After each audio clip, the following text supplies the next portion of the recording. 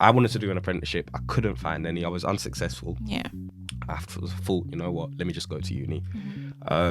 Realized it wasn't for me, dropped out, and then went down the apprenticeship route. The amount I've learned already just doing this apprenticeship is more than that 1.5 years at uni, and I've only been here since October 2021. Being exposed to people who are successful, that in itself can make a crazy change. Welcome to EduChats, so we put the hottest topics within education first. We are a subsidiary of EduFirst, a non-profit charity that strives to ensure that children are given the right to education in whatever capacity they may need it. My name's Rebecca Lynn, and I'm here with EduChat's very own Jermaine. Hey. Today, we'll be talking about apprenticeships, their role in our society, our own experiences, and the direction we see them going in the future. So, Jermaine. Yes. How are you today? I'm good. I'm excited. Good. This is EduFirst's first EduChats podcast. So thank you for coming and thank you for being part of our team. No problem. Thank you. So apprenticeships. What can you tell me about apprenticeships? Wow. Well, I could talk for days, honestly. I think apprenticeships are a new opportunity for young people. Not only young people, because in my apprenticeship, there's actually people who are, not 18, 16 school leavers anymore. There's people who are 22, 24, 26.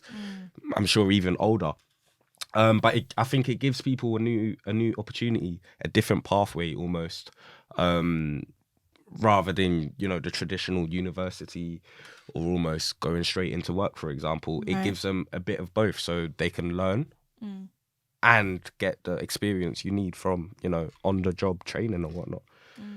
So what exactly is your apprenticeship? Like, because obviously you do an apprenticeship. Yeah. So I work at a consultancy / accounting, almost giant, they call it, like a big four company. Okay, cool. So it's funny because my apprenticeship is it's a bit of both. It's a bit of a hybrid apprenticeship. So on the work and on the job, I study like consultancy. I'm in a team right now, forensic consulting. Okay, cool. So yeah, it's kind of cool. You learn about crime, you learn about financial fraud, all these big banks and all these giants doing all of this and That's so funny because I do forensic psychology. I literally just... No way.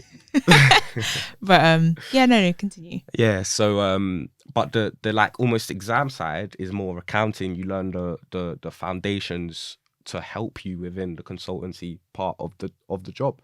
And that's why I think apprenticeships are so important, because you almost get double the experience for the not even the same price. With university you have to pay. With apprenticeships you get paid. I'm getting a salary, a wage, so I think apprenticeships are definitely beneficial in that respect. But I'm consultancy. I would say, because obviously I can only speak from a university standpoint. That was something that really bothered me. The amount of debt that I would have afterwards. Like, even if I got a good paying job, the amount of debt that would still be looming over me is ginormous for no reason. No reason at all. And even before going to university, I did actually look for apprenticeships because I just thought that they made so much sense in terms of I'm getting paid, I'm getting the experience. Yes, I might not get the same like university experience, the partying, but I feel like you can sacrifice that if it means zero debt, you know what I mean? Yeah. So from your apprenticeship, it sounds like you have had a lot of experiences, like you've gained a lot of knowledge. What's the most positive experience that you've had so far? The most positive. So I think it would be let's see, there's so many positive things. So for example, obviously getting paid rather than having that debt looming over your head, sorry to rub it in your face, is definitely positive. But saying that, I almost done the same as you. So I went to uni for 2 years, 1.5 years, because I wanted to do an apprenticeship. I couldn't find any. I was unsuccessful. I thought, you know what, let me just go to uni. Realized it wasn't for me, dropped out, and then went down the apprenticeship route. So I've still got a bit of that debt hanging over my head. Not as much, but it's still some. There. So obviously you have to take into account the getting paid part is a bonus. Like, I'm 21 now, but there are people going into apprenticeships at 16, 18, and at that age, getting paid to learn is almost such a positive It's thing. like an incentive. It is. Yeah. It is. It makes you want to learn. It makes you want to, gain these experiences, and it makes you want to work. Really, at that age, it gives you the incentive. But my most positive experience, it has to be, I think, is meeting so many new people, but also learning so much. Like, I know it sounds cliche, but the amount I've learned already just doing this apprenticeship is more than that 1.5 years at uni. And I've only been here since October 2021. Right. So it's only been a few months, but the amount you learn is so much. And I think that's helped with the people you meet as well. So like you almost, I don't know, it might be different for other apprenticeships, but in my apprenticeship, I went in with a cohort. Okay. Of in about 12 people. Okay. And you really get to know them, you become friends with them, and whatnot. Friendly, yeah. But that really helps your like almost drive, and it helps your passion because they're also learning the same thing as you, and it makes you want to almost compete with them. But that friendly competition, it just helps you learn so much. And honestly, like, whether it's not silly skills, but skills like Excel. Like, I knew how to use Excel when I was in don't school. know how to use I don't know how to, like, of course I know how to use it, but like I feel like when you have to put in all the codes and stuff, don't know how to do that. See, like, I was the exact same, but just small things like that you will just pick up. Pick up, and being around people, whether it's you're exposed to people who are like directors or partners of the company, and that exposure in itself, you don't have to be working with them, but being exposed to people who are successful, that in itself can make a crazy change. And I think that's probably the most positive thing that's come out of the apprenticeship for me. From what you've said, it sounds like being a sociable person is kind of heavily reliant on the success that you may have. Would you agree? I wouldn't say heavily reliant. I would say it helps.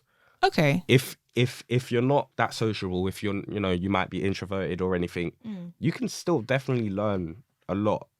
I just feel like being sociable, it does get you that extra mile, because you're allowed to, or you may be more likely to like speak to partners or directors or whatnot. You might be more likely to network. And again, another cliche is, you always hear from everybody, networking is key, but I promise you it is. What's that phrase? Network is your net worth. It is. I promise you, networking is your net worth. Like, just talking to people and meeting people, that alone can get you into so many places. And if it doesn't, I'm not saying you speak to a director and suddenly you'll become a director. No, that's not how it works. Of course. But it's what you can learn from them and what you can gain from them. Like, your literal mindset can change, and I think being sociable helps. Right.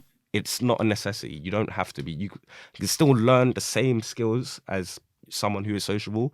You can still meet the same people. It might be harder for you, but it's still very much possible. Definitely. Okay. So, what about any negative experiences? Have you had any particularly negative ones? Well, there's one story I like to tell people. It's when I was in the office once, right? And obviously earlier I was talking about meeting people, and that cohort that I was in, we kind of all chilled together in the same like space in the office, and it's funny because when I first went into the office, obviously with lockdown and that, is hybrid working. So a lot of the time I'm working from home.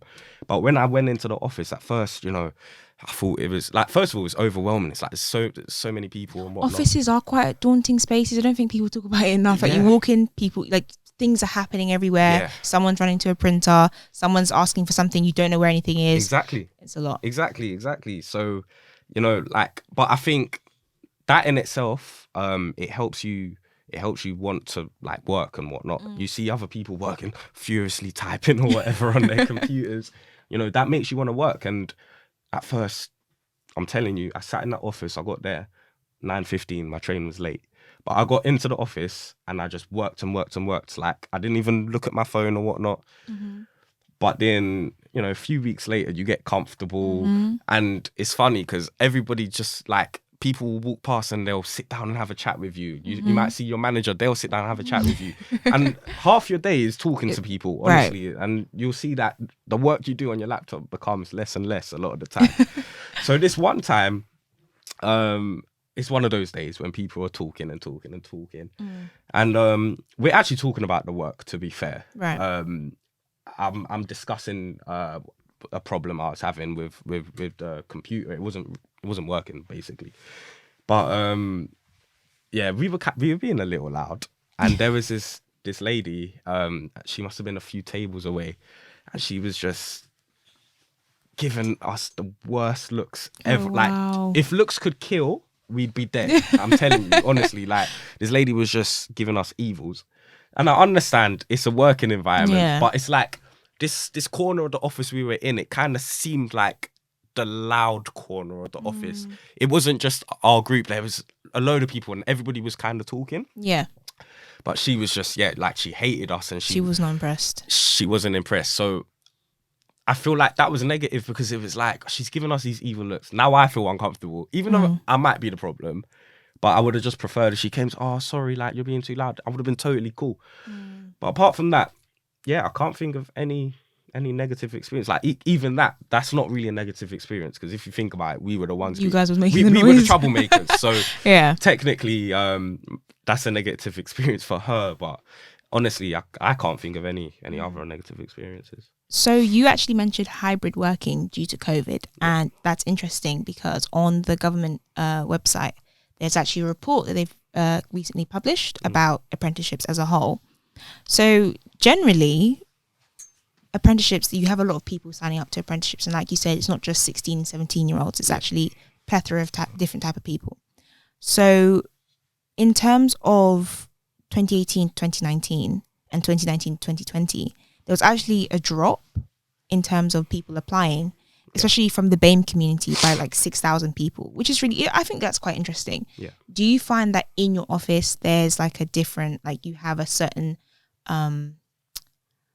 wouldn't say type of people that work there, but would you say that sometimes you can look around the room and not everyone looks like you, or you could be in this position where you're meeting directors and your directors are all of a certain background or anything like that? Yeah, no, definitely, right. So I think in most office spaces or office jobs in our area, in London anyway, I can't speak for anywhere else, but I think a lot of the time you won't see many BAME people or people from those kind of backgrounds. Okay. Even for me, I walk into the office and most of the time I don't see that. Like in my cohort, there's not many.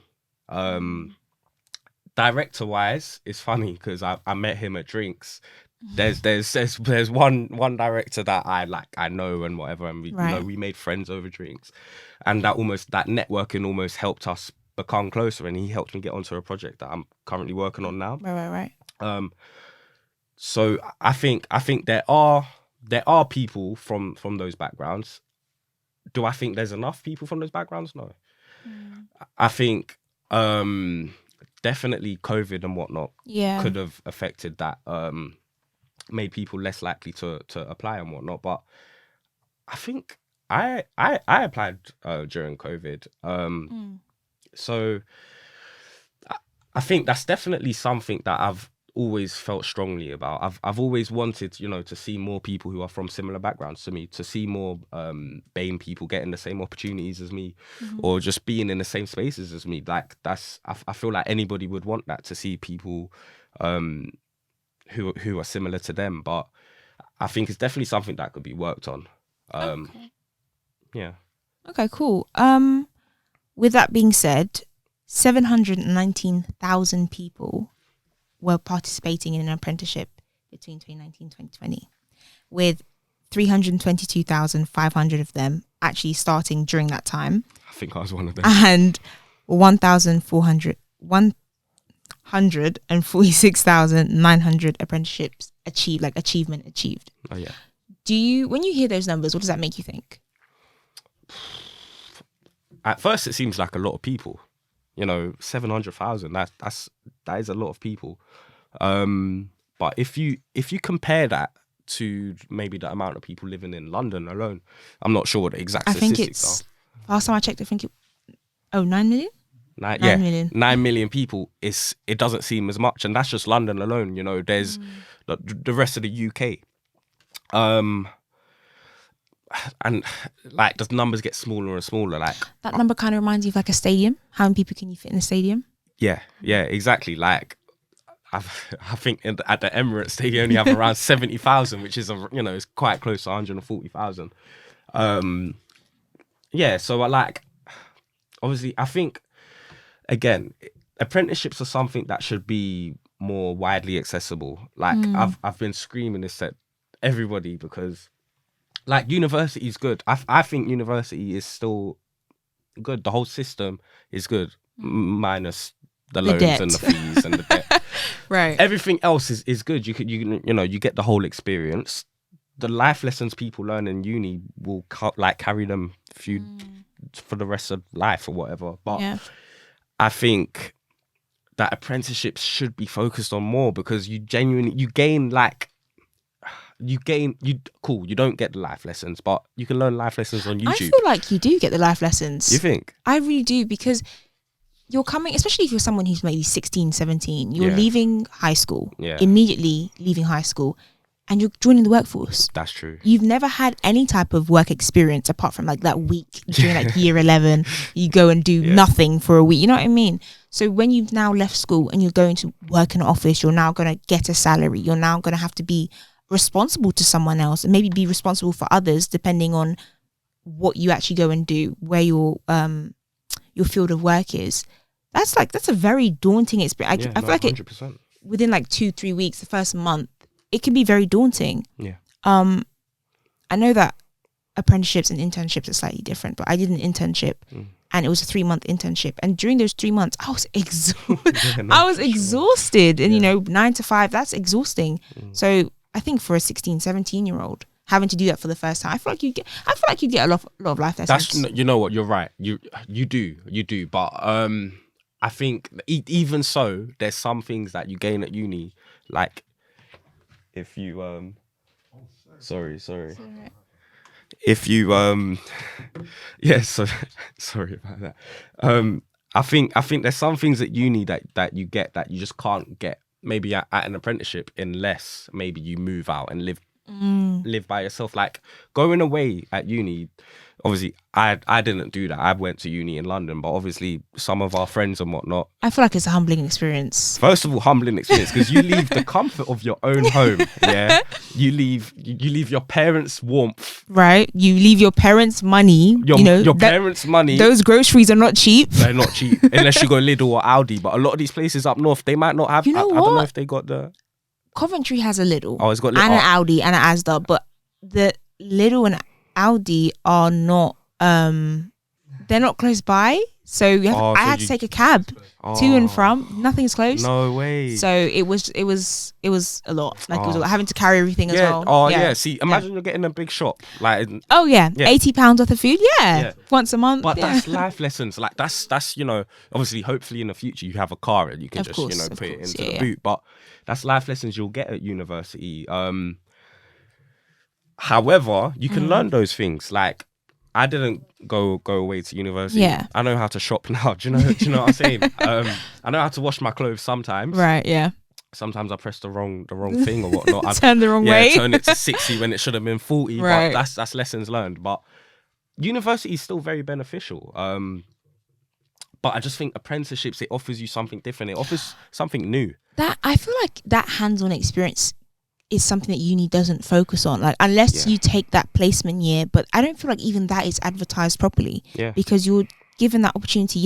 Go take a placement year, but you still have to come back and do a year when you're done. So doesn't really I don't really feel like that makes sense. Obviously, having gone to uni, I did enjoy my course, loved it, absolutely loved it. I love crime, I love all those scary things. Of course. So it made sense for me. But if I had the option to, I would have done an apprenticeship, because I don't like the idea of having to, pay for the rest of my life something that I've completed in 3 years. No, you know what I mean? Is it only? Would you say it's only the paying part of it? Is there anything else that makes you think, okay, I wouldn't I would go back in time, scrap uni and go do an apprenticeship. Is there anything else that makes you want to do that? My course in particular, I feel like you have to have hands-on experience. Yeah. So for a lot of people that study forensic psychology, they're kind of not goaded, but they're kind of recommended, this can take you anywhere, but a lot of it's working within the legal system. Yeah. So you can work with barristers, you can work with youth offenders, you can work with like actual prisoners, you go to jails and work with them. Sick. So it is really cool. Yeah. But how do I get into that line of work with no experience? Yeah. How you can teach me all the psychological beings all the of, books and what I whatnot, mean? yeah. So, but how do I now go and look a prisoner in the face and be like, yeah, I'm really sorry, but you're not going to be released today. How do I deal with the backlash that may come with that? I have no training for that. Yeah. But I mean, I did love uni. It was a great experience. Would do it again, 100%. Except all the exam stress and stuff like that. Ooh. That's another thing. I feel like apprenticeships don't have to suffer with like that stressful exam stress. You're saying that? Do you have like? I've got exams. Like I've got one on the 10th of May, and I'm stressing right now. I'm not gonna lie to you. Right. But I feel like it's not as bad as at uni. You have to stick to these almost scheduled routines, yeah. like, and you have to make sure. Obviously, you can push them back, but deferrals and stuff. Referrals. Yeah, I know that for like dissertations and stuff, people are deferring them, and they don't get to graduate until November because they've now deferred. But we have there's obviously different like graduation times, but the earliest one is July. And if you have no deferrals, no nothing, you can graduate in July. Yeah. Imagine doing 3 years and then you sit down, you're like, right, cool, I'm gonna go and graduate. Summer's the best time to graduate. Sure. You got the sun, the lighting, everything's there. And then you now go and shiver in November. Yeah, do you know what I mean? Yeah. But obviously circumstances happen, people need a break. I get it. Is there anything else that you'd like to add about your apprenticeship experience? Honestly, I can't stress enough about to the young listeners or whatnot out there, or even the old listeners who want to change in career. Yeah. Try it. That's all I would say is give it a try. Don't always listen to the older people. Like, I know a lot of parents in our generation, mine included, is uni. It's almost like university is the way to go. It can be the way to go, but also apprenticeships is a different path. And I think a lot of people should be trying it. It might not be for them, but I think it's for a lot of people. I think apprenticeships, you get the on the job. Yeah. You get the exam and the learning the key parts of it. But I think that opportunity should be more widely accessible because they're there. You have to find them, but they are there. They're just not as widely accessible as university. I feel like schools don't, high schools especially, when you're leaving and going to college or A-levels, it's not proposed as like an option. It's not. It's all about, okay, UCAS, guys, we're going to write a UCAS statement. They force you to do that personal statement, and I did not do it once. I didn't.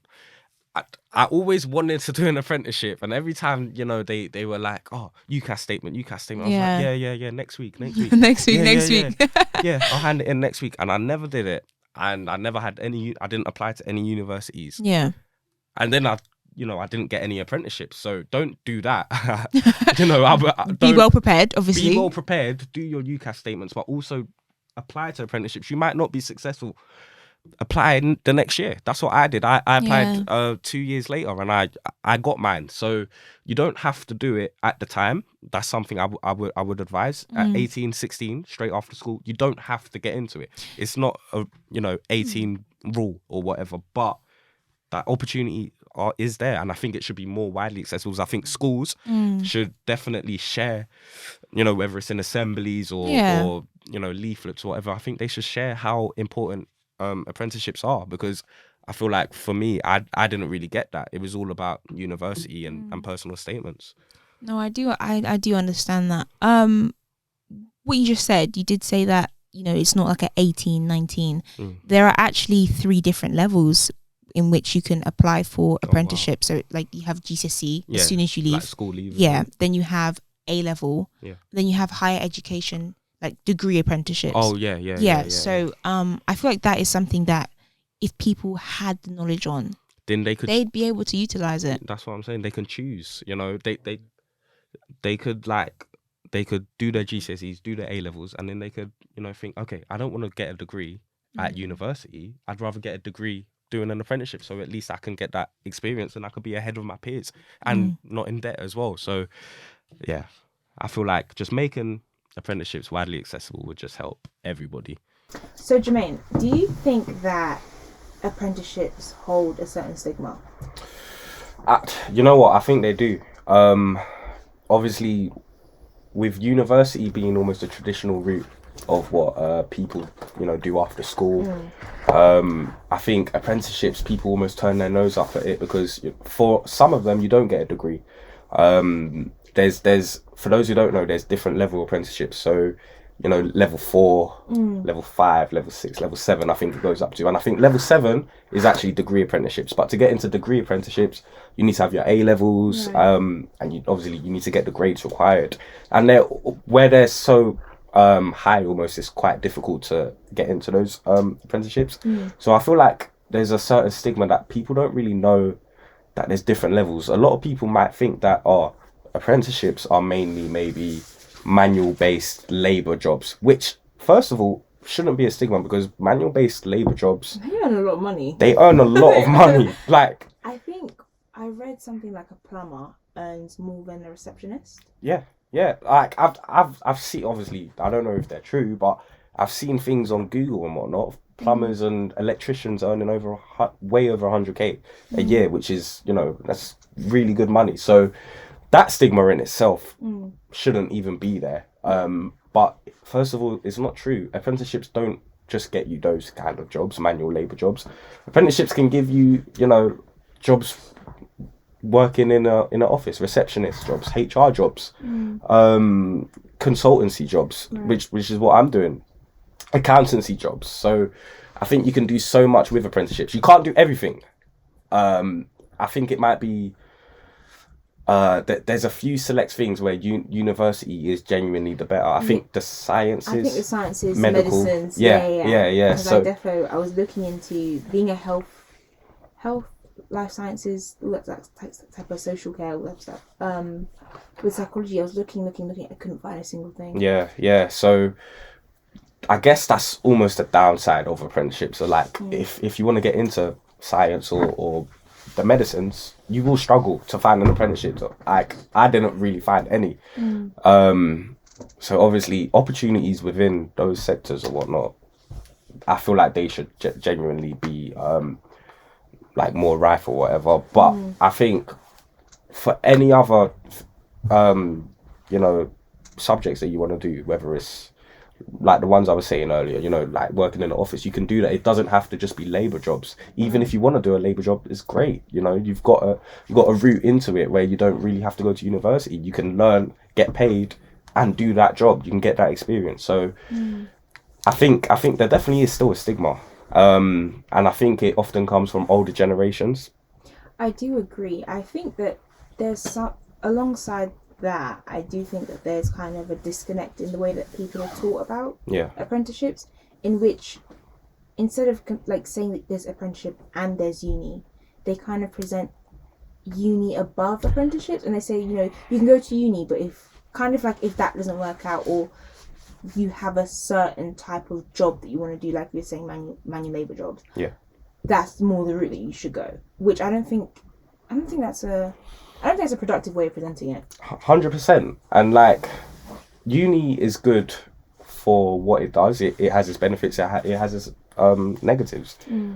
But it's the same for apprenticeships. You know, apprenticeships, it has those benefits. It also has its negatives. I think you have to be able to decide by yourself. I feel like students, people coming out of school, they have to decide for themselves.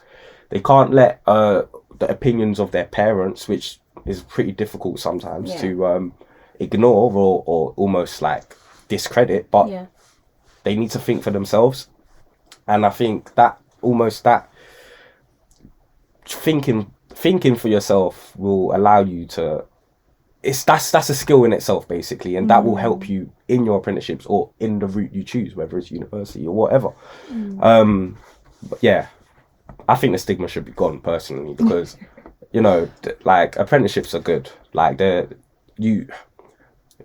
positive. I think they're quite helpful. Yeah. So you mentioned your apprenticeship in particular. Can you give us some kind of detail about it? Yeah. So I'm working for KPMG. Okay, cool. It's one of the big four accountancy, yes, firms in the UK. The way I stumbled onto it was actually maybe not how the average person who works for KPMG actually, you know, stumbles onto it. They probably done accountancy in A levels or something, right, or school, and they had that set route of, you know, I want to go into a big four company, you know, whether it's KPMG or, you know, PwC or the other ones. They normally have that route. I had no clue what I wanted to do.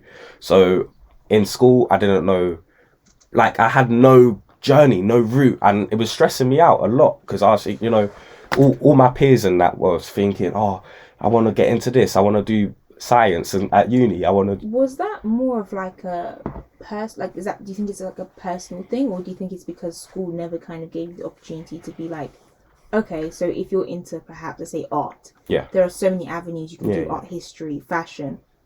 Do you think that was kind of a factor, or do you think it's more like a personal thing? I think it was a bit of both. I think it was partly personal, as in I genuinely just, you know, maybe when I was 10 and 12 and I might have wanted to be an astronaut, and at one point I wanted to be an X Factor judge, but you know, I just didn't, like, I was indecisive. It was there was all these cool I wanted to be a rapper or what. There was so many. Yeah, I hear it. And I didn't have the drive to go into one thing. I wanted all of my eggs in all of these baskets. And you know, when you think like that, it's not as easy to go into one route, for example. But I think definitely school and the whole the educational system, it wasn't the best in helping me decide. You know, like I asked certain teachers for help or whatnot, and like they said, oh, you have to decide on your own, but clearly I can't. Like I'm struggling. Like help me here. And I guess, you know, they can't exactly tell you, do this and go this route, do that. Yeah, but I feel like the opportunities weren't really there to help me, you know, go into, or even they weren't available for me to actually gain like the knowledge into all these different subjects, all these different like work routes. Like they didn't give us that. That's how I feel. But it's definitely a personal thing as well. I think I just didn't know what I wanted to do. I think I was picky. I couldn't choose. I think for anyone who is picky like yourself, and there's nothing wrong with that, there are now more so than ever opportunities available, like websites and stuff. I know that one I used in particular to look at university and salaries, and like just to help me kind Glassdoor. You know, Glassdoor for the salaries. To kind of help me hours on that. To kind of help me direct my train of thought. I think a good one is Prospectus. So anyone who's heard of it, you know, this is not promo, by the way, but links in the bio. But this is definitely something that, you know, helped me when I was looking at forensic psychology jobs. It was telling me like 35 grand here or 28 grand here, depending on what I was doing. Money's not, let me just say, like right now, money's not like a sole motivator, but it does help to influence your decision. 100%. So but going back to your KPMG apprenticeship. Sorry. So I didn't know what I wanted to do, and then eventually I thought, okay, I kind of knew I wanted to do an apprenticeship. I didn't want to go uni. I just felt like it wasn't for me. So I just applied for a load of apprenticeships. And at first I started in like real estate. I really wanted to do real estate for some reason. So I thought I kind of put my eggs into one basket. Maybe I did get the help from a teacher or anything. But I thought, real estate. And I done some work experience at a real estate company, a local branch. I quite enjoyed it, to be fair. I was applying for apprenticeships, degree apprenticeships, and I just wasn't successful in the application process. So I think that really made me, it humbled me for starters. It made me think, wow, like I finally decided on something I wanted to do and I couldn't exactly get it. And that made me think, okay, I settled for less. I ended up applying to uni, doing a business management course and not enjoying it. It just wasn't for me. It wasn't anything I was interested in. And I kind of just took that route just because it was one of the only options available for me at the time. eventually I realized, I just don't want to do this anymore. I'm not having it. Let me just find something else to do. Did you, sorry to interrupt you, but did you feel like pressure because you, at that point, not that you weren't doing anything, but I was falling behind. You weren't where you felt like you needed to be. Do you feel like that was like a really big motivator to just do something like you may, like now with hindsight, you know that you didn't enjoy it, but that you know that you knew at the time you may not have enjoyed? Yeah, 100%. Like, you know, seeing all the people close to me at university, they're doing the courses that they wanted to do. They got into the universities that they wanted to get into, and seeing them almost above me having that success, it made me almost envious, because it's like, oh, I want that too, kind of thing. Like, I was working at Sainsbury's at the time doing a night shift job. I hated it, and I thought, I'm doing this university course, I hate this as well. What am I doing with my life? What am I enjoying? I'm 19, 20 now. You know, I'm getting old, grey hairs and that, but it definitely made me think, like, I don't want to do this anymore. I don't want to settle for less. So I think that was a really big motivator to just kind of take life into my own hands. And I just thought, you know what? I'm 19, I think I was 20 at the time. Yeah. Let me just apply for apprenticeships again. I know I'm a bit older than that 16, 18 mark, but I just applied for them. I just put my pride aside. And I ended up I opened my doors, by the way. I literally just went for anything that I saw. Whether it was, I think there was law in there was manual labour jobs, there was working for TfL, there was real estate again. I've heard that TfL apprenticeships are really quite good. I've heard like mechanical engineering, they had the TfL apprenticeship. Yeah. Really good. Yeah, to be fair, like, it looked good, money wise anyway. But I literally just got a plethora of apprenticeships and just applied to as many as I possibly could. Like, I think it was 2 days straight applying to apprenticeships. And I got accepted into a few. I think TfL rejected me straight away. So I got accepted to the next stage for a few of them, KPMG being one of them. Yeah. And I actually done, I think it was like an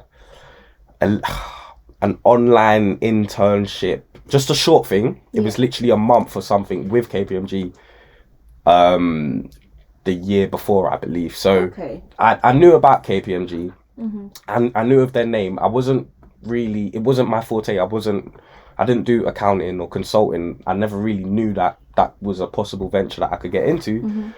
But I thought, you know what, I know of their name and I've kind of done some work for them. Let me just, keep going. And I went through the application process, which was all online, which I think definitely helped. It was online interviews. It was online tasks. I think we had to do a written task. We had to write an email or something. I will ask a question about that. Did you find that the process online, it was accessible? Because I feel like that's a big thing in this day and age. I feel like a lot of places are now trying to be inclusive of those who perhaps have reading disabilities such as dyslexia or something like that. Yeah. Were they quite accessible? Do you find them to be quite usable? Yeah, you know what? I would say there was almost like a specified helper or somebody, like an invigilator throughout the stages. So whether it was at the written task, so if you had any questions or maybe needed any help with accessibility or whatnot, I'm sure I didn't actually see it myself, see it happening, but I'm like, there was a live person. It wasn't just automated. So I think the opportunity was there to get that help within like accessibility and whatnot. But yeah, like, the people working for them was helpful throughout, even during my interview. So this was like the final interview. Right. I'm absolutely, like, I'm so scared right now. I'm sweating. And yeah, my Wi-Fi went out during the final interview. I was thinking, wow, like, I've just messed it up now. Like, this is it. Like, I thought, I'm finally here. I'm at a final stage of the interview process. And yeah, the Wi-Fi went out. I managed to get it back on. The guy was laughing and whatnot. Like, he was fine with it. And I ended up getting it. And it shocked me because it was like, wow. First of all, it's not like I planned to go to KPMG. Yeah. I didn't have plans. It was almost off a whim. Let me just apply for KPMG. Then I studied it. I learned what it was about. I studied the company. And I found out more, okay, yeah, I can see myself doing this. I can learn from this. And then, then my wife, I went out and I thought, okay, it's all over now. But I think, it happened for a reason or something. So, yeah, I guess it worked out well. And then, here I am. I'm 6 months in now, maybe. Right. It's a 6-year apprenticeship. I was just about to say, how long is your apprenticeship? 6 years. Okay. So it's very long. It's probably one of the longest that I saw when I was applying. Like most of them you get spanned from 2 years, some are 3 years, a few are 4 years, but I didn't really see any 5 or 6 year ones. So this is a really long apprenticeship, but you're almost guaranteed the job at the end. Because you've been there for 6 years. So balancing that, I kind of realized that, you know what, it is 6 years, but I would be here at the company for 6 years anyway if I wasn't working for the apprenticeship. So I thought it's worth it.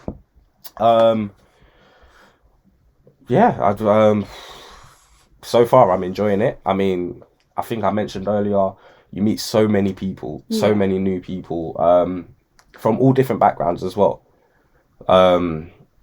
There's people who come from up north, there's people who come from different countries. So you learn a lot about other people, which is good.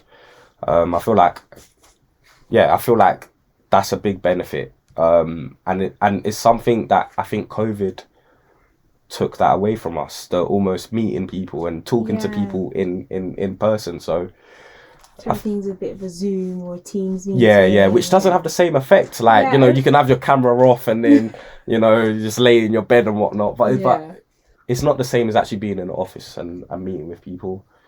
But I enjoy it so far.